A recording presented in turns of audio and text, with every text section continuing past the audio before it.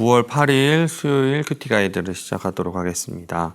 오늘 말씀은 누가복음 2장 41절에서 52절까지 말씀이고요.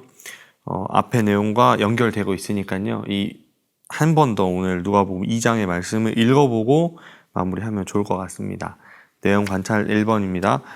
예수님께서 12살 되던 해에 예루살렘을 방문한 목적이 무엇입니까? 41절, 42절인데요.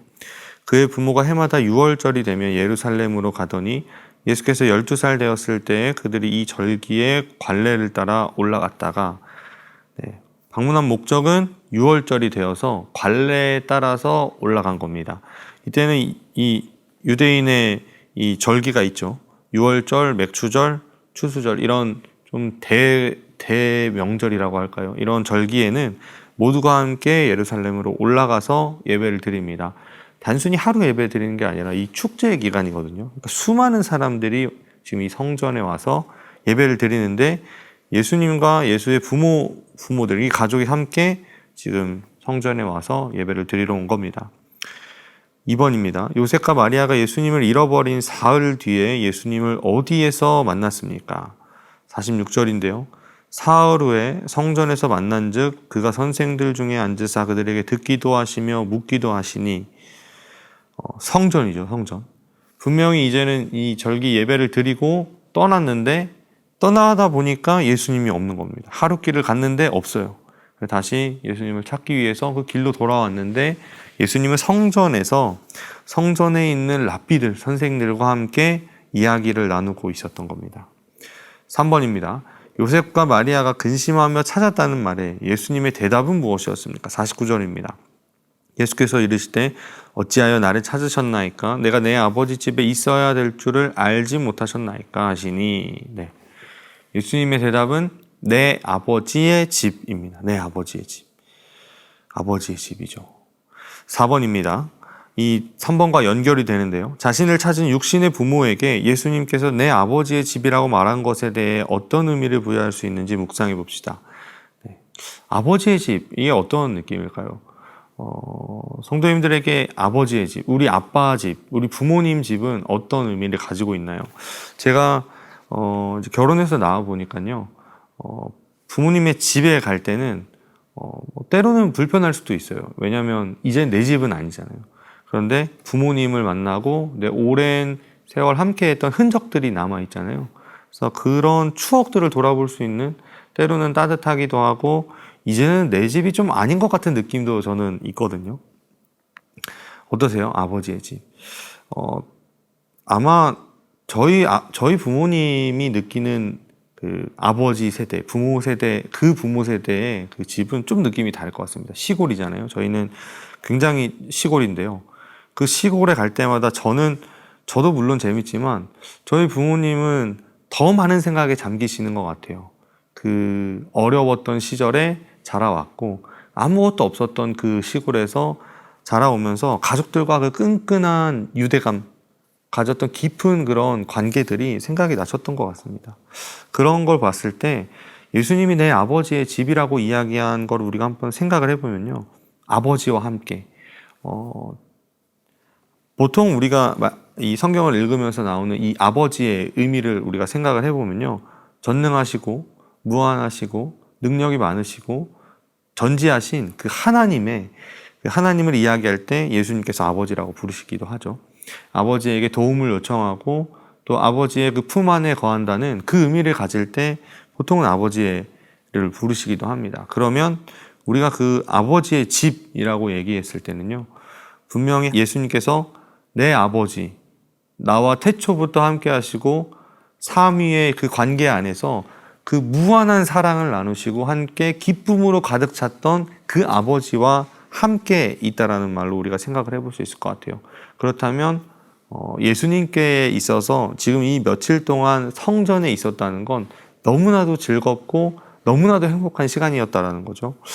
한번 돌아보면 좋을 것 같아요. 우리는 어떤가요? 우리는 예배 드리러 나오는 우리의 이 예배의 자리에서 여러분들 정말 기쁨과 감격과 행복을 느끼시나요? 하나님 앞에 예배 드리러 오시는 이 자리가 정말로 기쁨이 충만하고 즐거움이 있고 행복이 가득하고 마치 축제 예배처럼 드리고 계신가요? 또 하나 한번 적용을 해볼까요? 우리의 삶은 어떠신가요? 우리 몸이 이제는 성전이죠. 우리 몸이 성전이고 우리 성전인 우리가 모여서 우리는 교회라는 건물 안에서 예배를 드리는 겁니다. 그러면 우리의 삶이 사실은 더 중요한데요. 우리 삶은 정말 아버지의 집과 같은 아버지와 함께하는 이 시간들을 보내고 계신가요?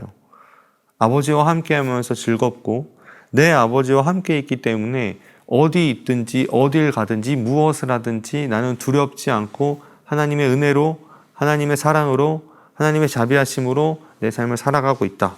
우리 이렇게 진짜 얘기할 수 있을까요? 아마 쉽지는 않겠지만 꽤 많은 노력이 필요할 것 같습니다. 그래서 우리는 말씀을 가까이 해야 하고요.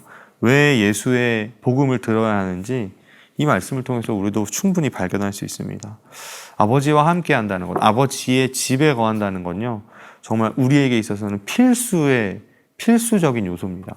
그냥 뭐 한 번 들렸다 나오는 그런 정도가 아니라요. 그분과 함께 하면서 그분의 은혜를, 그분의 지혜를, 그분의 능력을 구하면서 살아가는 게 우리의 삶에 있어서 유일한 방법이라는 것이죠. 삶의 적용인데요. 5번입니다. 나는 자녀의 믿음 생활을 주관하려는 태도를 갖고 있지는 않습니까? 나의 자녀를 부르신 분이 참 아버지이신 하나님이심을 알고 자녀의 신앙생활을 후원하고 있는지 생각해 봅시다. 자녀를 저는 이제 하나지만 자녀를 낳고 키워보니까 굉장히 어렵더라고요. 이 아이가 원하는 대로 해주는 것도 사실은 잘 못하기도 하고요. 아직 말을 못하기 때문에 무엇을 해줘야 될지 가끔 모르거든요. 근데 한번 생각을 해보면요. 이 아이에게 화를 내고 이 아이에게 좀 큰 소리를 낼 때는요. 아마 이 아이가 제가 원하는 대로 하지 않았기 때문일 겁니다.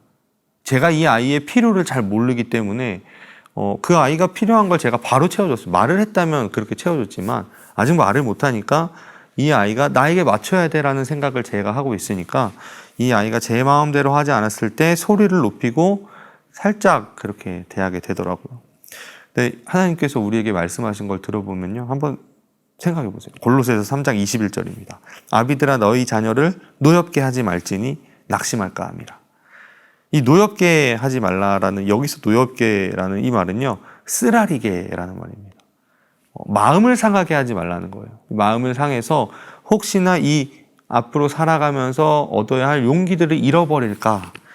에베소서 6장 4절인데요. 또 아비들아 너희 자녀를 노엽게 하지 말고 오직 주의 교훈과 훈계로 양육하라.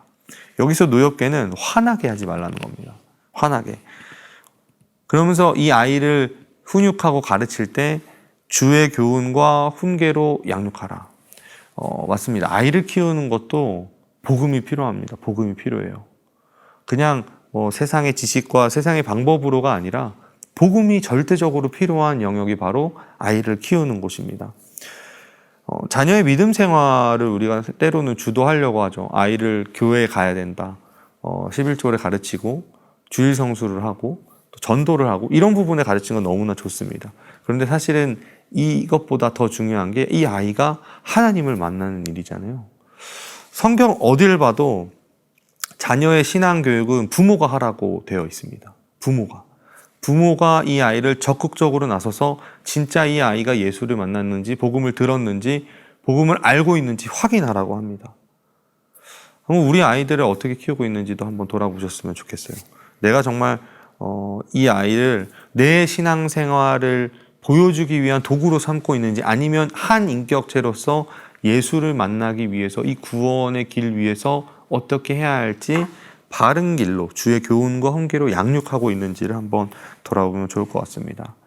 우리도 알다시피 지금까지 우리가 지내오고 지금까지 우리가 이렇게 성장해 올 수 있었던 건 수많은 사람들의 도움도 받지만 바로 복음이었습니다. 예수의 복음이 아니었으면 우리 이 자리에 있지 않았을 것 같아요.